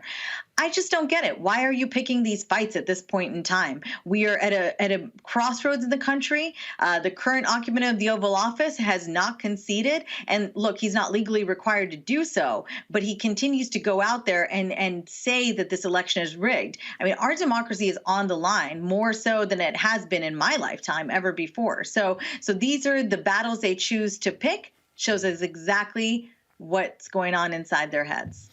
And again, look, I'm just saying, look, numbers don't lie. 55% of white women voted for Donald Trump. 5-5. An increase of 2% over 2016. Right. An increase of 2% in 2016. So, but part of my deal here also deals with how media frames these things when they say women take exception to this. Where again, my mind goes, are we talking about Black women? Speaking of Black women, news was made yesterday when MSNBC announced that Rashida Jones is going to be the new president of MSNBC. She is going to be replacing Phil Griffin, who has spent 25 years at the network. The decision to name her president means that she becomes the first African-American to run a major news. I didn't say first Black female executive. In the history of news, no African-American has ever run a network news division. Not one, okay? Not one. And so what's important here, what are we showing here? I don't thank you. What was that? All right, so just keep it on Rashida. So here's the deal with this right here, with what's happening here. If you look at the numbers, at CBS News right now, Kim Godwin is the number 2 at CBS News. Mark Whitaker, who was awful at CNN, I was there. He was a number 2 at CNN as the managing editor. He was awful, okay? And I got no problem saying it. So when you look at these networks, you have never had an African-American who has ascended to run a news network. Now, let me unpack this. Candace. It is absolutely, I'm a huge believer. It's important that we are in all of these places. But what we're talking about here, and this is why this is important. This is important, Candace, because this is an operational role. Okay? And the reason that it's important is because for long, if you go back to the Kerner Commission report in 1968, where they examined the race riots in 67, they said there were two nations, one Black, one white, and they called on the media to diversify. So for the longest, African Americans have talked about the excitement of seeing faces on the air. And so recently they announced that Jonathan Capehart, Tiffany Cross are going to be hosting weekend shows, one on Saturday, one on Sunday on MSNBC. As the Vice President Digital for the National Association of Black Journalists, I have been making the point that it's the operational roles important. Because, why is that? Because Rashida Jones as president becomes the person who picks who goes on the air. Right. That's what the power is. she will be controlling the daily news meeting in terms of what the direction is for the network, digital and linear, all day. And so, and that's the thing that because see, every day when I'm looking at Deadline.com, I'm looking at Variety and The Hollywood Reporter, and I'm looking at The Wrap, and I'm looking at all of these different positions that are being hired at Netflix and Warner Media and Disney. I'm looking at the faces, and the reality is this here. There are very few black faces who are hired in these operational roles. Oh, no. I get, so-and-so got a development deal over here at this network, and so-and-so got this deal over here. And let me tell you something right now, and I get it. I need people to understand that people say, oh, yeah, but Stephen A. making $8 million a year at ESPN, and Robin Roberts is making $15 million at Good Morning America. Mm-hmm. Guess what the executives are making? Mm-hmm. And they don't have to worry about hair and makeup and how their nails look and what people are saying about them. And they can do those jobs, man, until they're 70, 75, 80, and they can go on. They are operating in the millions. That's where we begin to understand the power dynamic. And so I think for a lot of us, it's great to see the faces being hired on air, which is important. But we had better focus on also challenging these companies to make sure we're getting hired for the power positions, and that's the operational jobs. Candace, go ahead. Absolutely. Roland, I teach TV, and I put a lot of African-American men and women out in the field to be reporters and to be in newsrooms. They tell me the same thing all the time.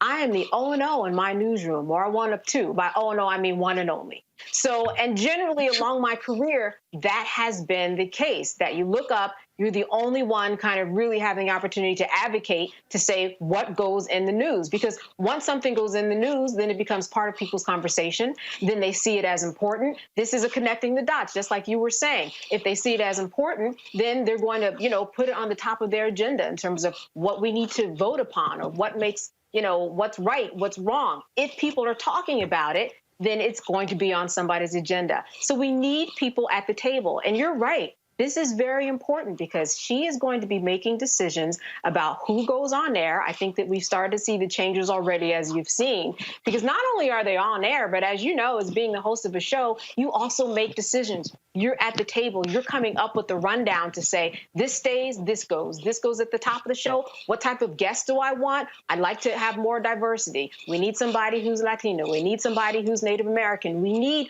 all of these things. So this is a big deal and a long time coming. And just like any other position that somebody gets that's big who's African American, we're going to start seeing people change their views about how they see people in the newsroom in roles of power because they are just not there. This is the thing, frankly, Michael, when we talk about, again, I'm going back to Black power. Yes. Black power. It's understanding in how it's being used in leverage. The point that Candace just made, I am not just the host of the show. I'm the managing editor of the show. That was the case when I was at TV One as well, which meant I had final say-so on the editorial content of the show. That is the key. Who controls the narrative? What stories are now being emphasized over other stories? What now becomes the messaging? Where we begin to shift resources? What parts of the country do we go to? All of those things matter, and it matters who is sitting in the position because historically in media, the reality, just like in corporate America, white men are in control of media in America. Well, this is extremely important, brother. And, I talk about how power is the ability to define and shape reality and have other people accept your definition of reality as if it were their own, as Dr. Wade Nobles teaches us. So when we deal with media, and I have a background in media, this influences the conversation. This influences what people are talking about, what they're reading. When you have control over content like this at MSNBC, this influences the snippets, the video clips that show up on Facebook and YouTube and Twitter, things like this. Articles are then written about this as well. This is an opportunity for us to get more of our issues pushed out nationally that influence legislation, that influence policies, et cetera. But it's also important for us to understand we African Americans pay for these positions because these positions are because advertisers, corporations advertise with MSNBC. They take that money and then pay these people for these positions. Well, a lot of these corporations get money from African Americans. So we also have to understand this on this other side is leveraging our economics to push harder for these various positions, not just at MSNBC, but at CNN and things like that as well, because we pay for them also. And this helps us in addition to African-American-owned media. We need that. So I'm not knocking African-American-owned media. I want people to understand me on this. We need both. We need both. We need both because we pay for them. We pay for those positions also. So this is extremely important. So Rena, and again, what I'm looking for people to understand on this is looking for them to understand how you must see this whole deal. Understand, and again, I go back to power. Who is in power? How power is being controlled, how power is being defined. Because now, having Rashida Jones sitting in the position of president, now it's who are the contributors? That's right. Who are the correspondents? Who are the executive producers? Who are the senior producers? Who are the line producers? Who are the associate producers? Who are the interns? And again, all those things matter. And now, again, now you're able to now bring that. And this is where also, with a Rashida Jones being in as president, and this is the key, and see, this is why I need people to understand, everybody out there, when y'all, because I go back to 2009, when I criticized the Obama White House for the lack of black people in the press office, because I say it is, who's a junior now becomes a senior in the next administration. And so what then happens is, when Rashida Jones comes in now as president, she can now install her own team. That's right. And so guess what? What if all of a sudden, Rashida Jones goes, well, you know what? My vice presidents, my EVPs, and my SVPs, I want more black people. I want more Latino people. Now I'm assembling my own team. Now, folks, listen, what that now does is Rashida now is positioning the next wave of senior black and Latino executives where other companies then begin to hire. So if all of a sudden, if her team of 20 execs are mostly white, she comes in and all of a sudden it's now 50, 60% or more people of color because Jeff Zucker's out at CNN, when Warner Media gives him the boot, they're going to be looking to play. Who do we hire? The reason we are never in position for the power positions is because we never ascend to a senior level. And so that's why you got to have black people who, when they do get power, they are committed to saying, I'm not going to be the only one. And they're going to say, I'm going to hold that door open. Damn, hold it open. I'm going to go blow the hinges off. And so now all of a sudden, you're able to build capacity because you now have the power position. That's right. Media has such an impact on our lives, as we've seen over the years. I mean, it's just grown and grown. And how we see the world is shaped by major networks like MSNBC. So I just want to take a pause here and say that when I saw this news about Rashida, I actually ended up shedding a couple tears. And I really get goosebumps because it's just so big. It's so big. I was celebrating this whole time the Biden-Harris transition. as it goes along, and they're naming women and people of color, and they're really changing what the executive branch looks like because there's been such little diversity. And then I look at news and I see this beautiful Black woman who seriously is going to be a power player that is setting the narrative for years to come. It just makes me so happy having become a part of all this, not as a journalist in any way, but as an opinion contributor, as an expert guest. I have to say, number one, my hat's off to you, Roland. I met you in 2017. I started coming here on your show. And in 2018, I was invited on MSNBC, and I've been going there since June of 2018. You create a pipeline. Media needs a pipeline, and we can't do it unless it's all done this way. So yes, there needs to be Black media, as equally as important as Rashida being named president over at MSNBC. This is all of an above effort, because what it does really at the end of the day, it lifts others as we rise. And because I started coming on this show, I've met so many incredible people that have lifted me in my rise. And I'm trying to look back and do the same, because this is the thing. If we don't tell our stories, there's somebody out there telling them for us, and they're not being told authentically. And frankly, then the nation is being done a disservice, because we don't have the nation's diversity, the growing diversity of the American electorate reflected in how our news is given to us. Because people often think that, look, news is spoon-fed to us through a variety of outlets these days. Some of that's true. Actually, a large bit of that is true. But there remains these fundamental shifts in news. And one of the greatest ones is in how opinion contributors and expert guests like myself routinely join broadcast journalists on air to augment conversation. Right. And that's really important for average Americans to know, is that I'm not out there giving you a factual take. I'm giving you an opinion take. And so when we realize how media works for us, then we became a more engaged, informed citizenry, and the country is better off for it. And just one last thing about lifting others as you rise, because I see what Cesar Conde, who was named the chairman of NBC Universal Group back in May of this year, I see that he's really doing good on his promise and his commitment. He set a goal of having a 50% diverse workforce across his division back in July, and I think this is really monumental with Rashida at the helm there. We're going to see some shifts. It's not just about who's appearing on air, it's about when they're appearing on air as well. So allow me to make this final point to pick up on what Rita said when she talked about pipeline. When you are intentional with it. And no, go back to the panel, because I'm doing this for a reason. Okay, so you see the announcement, Tiffany Cross getting the show on MSNBC. Here's how she got on TV One. Jamal Simmons hits me up and says, hey, Tiffany Cross has this newsletter called The Beat. He said, man, she'd be great for your show.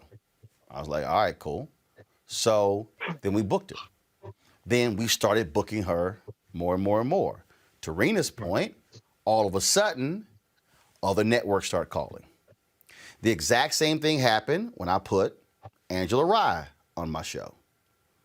I just sat there. I got a television on right here. I keep it on. I just saw Paul Butler, legal analyst on MSNBC. Right. Y'all, go to YouTube. You can see Paul Butler, Georgetown professor, when he was on my TV One show, Washington Watch, back in 2009, before MSNBC called. I can go down the list, the number of people, Michael Singleton, Paris Denard.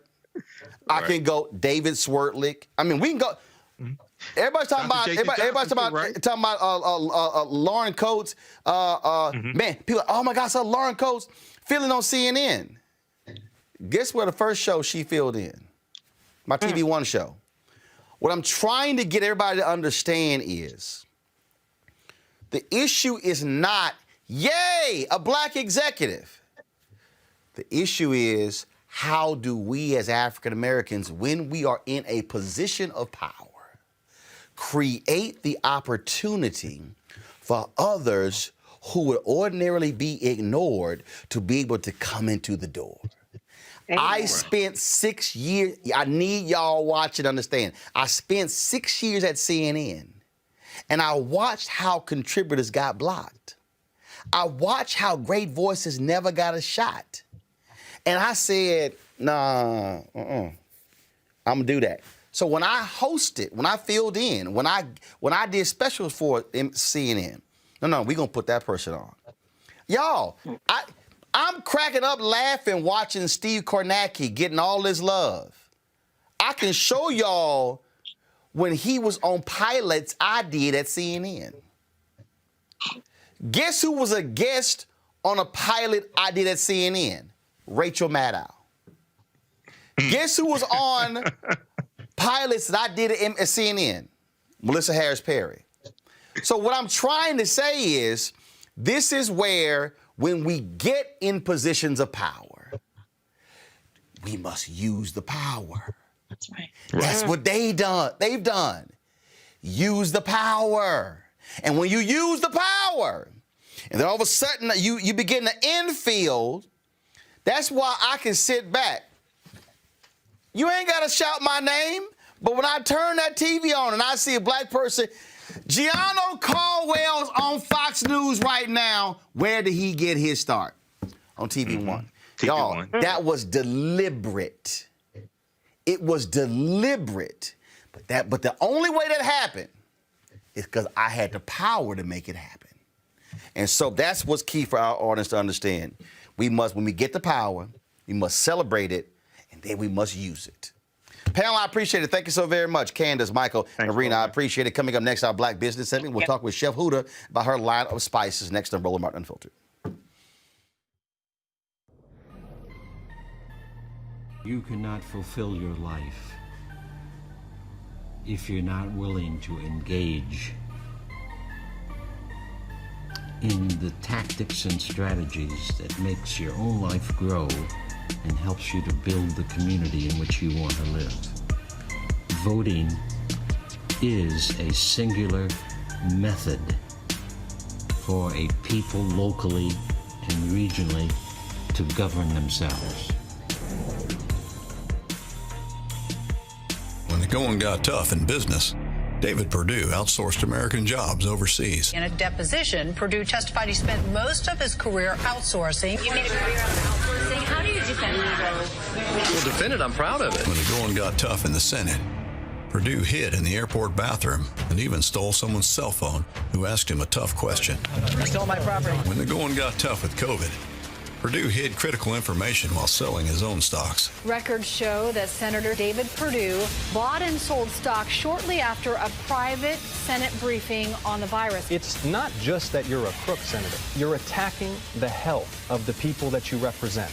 Now Perdue won't even face his constituents, backing out of debate after debate. Enough incompetence, deceit, corruption, division. Change has come to Georgia. Change is coming to America. Georgia needs a real senator, not a chicken Perdue. Midas Touch is responsible for the content of this advertisement. All right, folks, real quick here. Amazon, I got to tell you this story here. Amazon has removed a particular doll from their store shelves. Let's just say it had a little problem on the race side here. The doll was described as a dolly yearning 14-inch adorable black doll with casual red skirt and colored dirty braid fashion, gorgeous doll for 83 plus. A Chinese company who has been working with Amazon for less than a year posted the doll for sale on Amazon. Many find it interesting that when the Chinese company posts white dolls for sale, it doesn't place race or the word dirty in the description. Although Amazon has recently removed the doll, many people aren't letting Amazon off the hook. Earlier this year, Amazon had to remove another product from its site. This time, it was a pair of shoes described as nigger brown. Some people have had enough, and some are saying to boycott Amazon as a result. But again, that doll has been yanked. All right, folks, every Tuesday we talk to a black business owner about their company and their wares. And so joining us right now is Chef Huda. She has a new line of spices coming out. So, Huda, what's up with these spices? What's up with this line of spices you got coming out? Roland, how are you? Great. Good. So I started Just Savor Spices because I wanted to put salt-free options into the universe that were bold in flavor and healthy. Since then, we started the company, and we've been doing wonderful. Everyone's cooking at home right now. We've extended the line to offer traditional salted flavors as well. We also have gourmet salts and gourmet sugars. All right, so hold on. I need you to explain what the hell are gourmet salts. I mean, where I come from, salt is salt. Okay, it's some white damn salt. It come in a bottle. Like now we got gourmet salts. Listen, I knew you were gonna ask. So we have they're basically flavored salts. So we have our Merlot salt, which is flavored with Merlot wine. We have our Applewood smoke, which is one of my favorites. It has a smoky flavor to it. It's beautiful on a lot of different things. And we have ghost pepper salt. So when you say gourmet, it just means that you're working with the highest quality of ingredients, but you're also adding flavors as well. Okay, so you also got gourmet sugar? Yes, so we have a maple sugar, which is reduced down, basically maple syrup, and it's beautiful for baking, especially during the holiday season. All right, so with these spices, first of all, where can people go to actually get them? So justsavor.com is where we're selling them, and currently we have extended our Black Friday sale. So right now there are items on the website that are 40% off. We have our spice box, which is perfect for holiday season. It includes 3 spices, a cooking class from me, and recipes from me. So it's a wonderful thing, especially because everyone's cooking this holiday season. So justsavor.com, y'all. This is the website. Go to my iPad, please, and so you'll see the website here. And once you go on here, you'll see all the stuff on here. So when you were putting this together, why? Yeah. Why? What? I mean, were you not satisfied? Like I'm sitting here, like so. Explain this: jam and jerk, spicy garlic madness, ghost pepper, sea salt. What the hell? We got international flavors, holiday gift box. Then we got the fire and smoked holiday gift, Cajun kick, southern sweet heat barbecue, applewood smoked sea salt. Yes. So for me, just like a lot of business owners, we had a catering company, and I also was doing private chef gigs for some of my clients before COVID. And of course, we had to pivot. I started the spice line a couple years ago, but kind of put it on the back burner because we were doing so well with the catering and appearances and things like that. And COVID kind of came in and just said, hey, we have to pivot. And I thought it was a perfect time to bring these options to people and hopefully inspire people to share recipes and share moments with people over food. All right, then. And so also let people know you're giving 10% to charity? Yes, absolutely. So part of my brand has always been to give back to our communities. So every purchase, we give back about 10% to different charities that we work with. I'm an ambassador for American Heart Association. That's one of the reasons that we started with the salt-free line, because I think it's really important that we all do something that's near and dear to our heart, especially in this trying time. All right, then. Chef Huda, we certainly appreciate it. Congratulations on this line. You're right. Everybody has to pivot. And yes, a whole bunch of people who ain't got no clue when it comes to cooking. And they need as much help as they can. Praise the Lord. I've been cooking since I was 8, baking since I was 7, so I'm good. Yeah. Mom and Daddy handle their business, so we straight, but you're absolutely right. We appreciate it. Thanks a lot.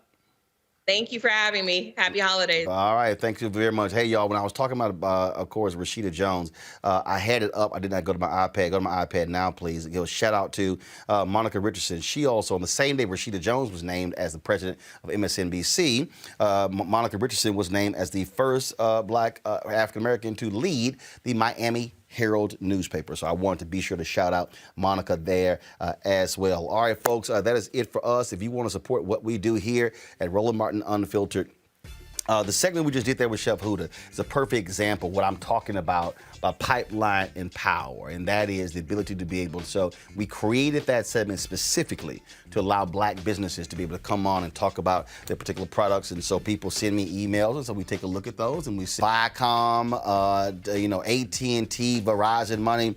We are building something here that we're able to control the narrative and actually build capacity Okay, our goal is real simple. Our goal is we want to be able to build this not just one show, but multiple shows, have much larger staff, be able to cover more things across the country. So your support is vital. If you want to join our Bring the Funk fan club, you can do so by going to Cash App, $RM Unfiltered, PayPal.me/R Martin Unfiltered, Venmo.com/RM Unfiltered. You can also send us a money order to New Vision Media Inc., 1625 K Street Northwest, Suite 400, Washington, D.C., 2006. And so we ask that you do that because, again, we want to build a strong Black-owned platform where we are in control of the narrative and control our destiny. Tomorrow's on the show. Check out my John Ossoff interview that I did when I was in Georgia over the weekend. Looking forward to that. Y'all folks have an absolutely great day. Talk to you later.